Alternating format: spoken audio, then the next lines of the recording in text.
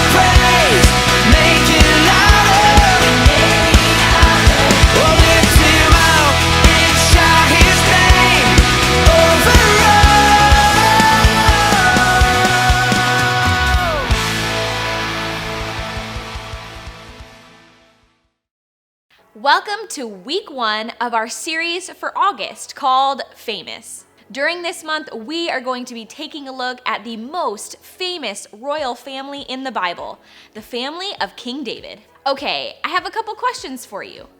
Who is your favorite celebrity and what are they famous for? Take a second to answer the questions with the people around you.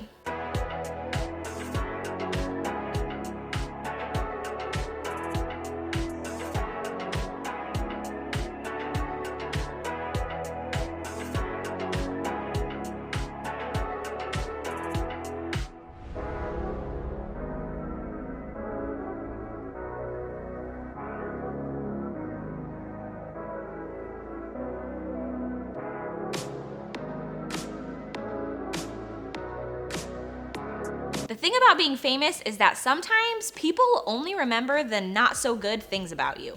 That's what happens when the world knows everything about you. But let's take a look at today's Bible story and see what happens with God, who knows everything about everyone.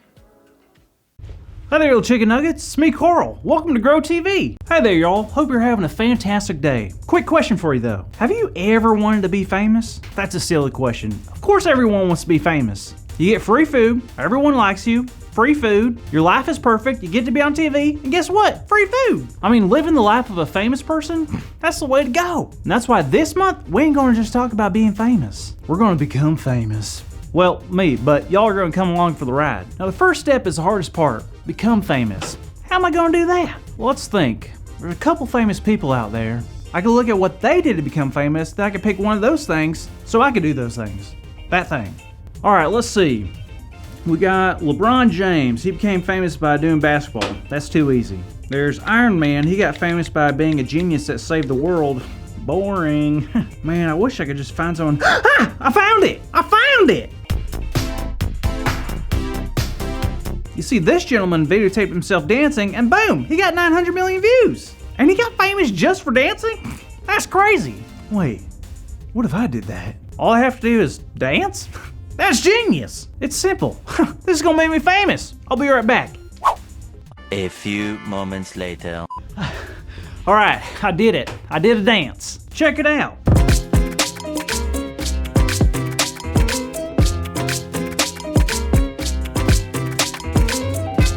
Now I'm gonna upload it and let's just hope for the best. Now I'll just give it some time and hopefully it'll go viral. But right now, I must prepare myself. Once I become famous, everything's gonna change. Everybody's eyes will be on me. There'll be no secrets, nowhere to hide. No mistakes. See, if I make a mistake, my reputation will forever be tainted. So I vow from here on out to never make a mistake. Did someone say steak? Huh? Who said that? It's me, Andy. Did you say steak? Because I am starving. Oh, no, I said mistake. Sorry. Oh, bummer. All right, well, I think it's time for our story. Are you ready, Carl? Sure am, but I'm gonna be watching some of these comments. People are loving this video. Really? Yep, someone said my dance moves looks like a three-legged dog trying to shake off water. That's good, right? Yeah, totally. Anyway, kids, we have a very interesting story today. It starts all the way back in the Old Testament, 2 Samuel chapter 11 and 12 to be specific. You see, at this time, King David was the greatest king that Israel has ever had. He wasn't a shepherd anymore. He was a king, a warrior, and a lot of people admired him. But long story short, David made a terrible mistake. He started paying attention to a woman that wasn't his wife. Her name was Bathsheba, and she was married to a man named Uriah. And Uriah was an elite soldier in David's army. And while Uriah was away, David decided to spend time with Bathsheba. Yikes. Then Bathsheba found out she was going to be expecting a baby, and it was King David's. Now, instead of apologizing and making things right with Uriah, David sent Uriah to a place in the battle where he knew he would die.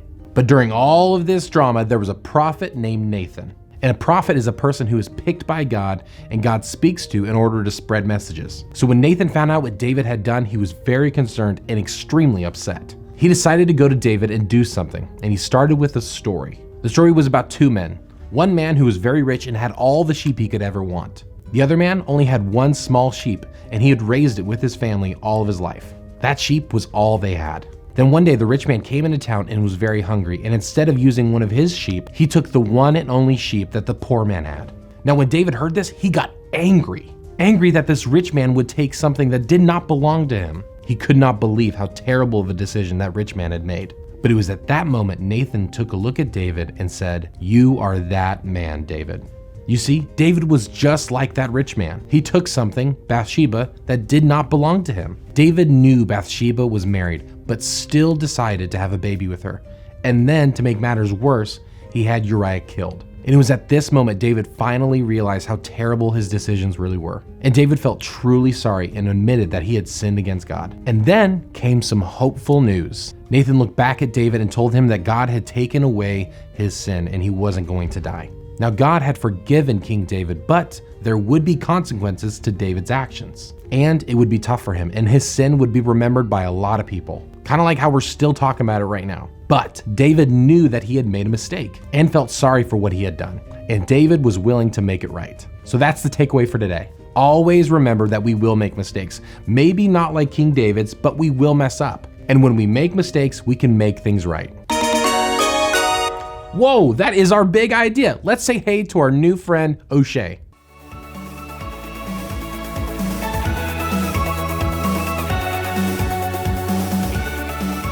Thanks, Andy. All right, that was an awesome story. I think to remember what we learned, we should say the big idea out loud together. The big idea is when we make mistakes, we can make things right. Let's say it together. 1, 2, 3.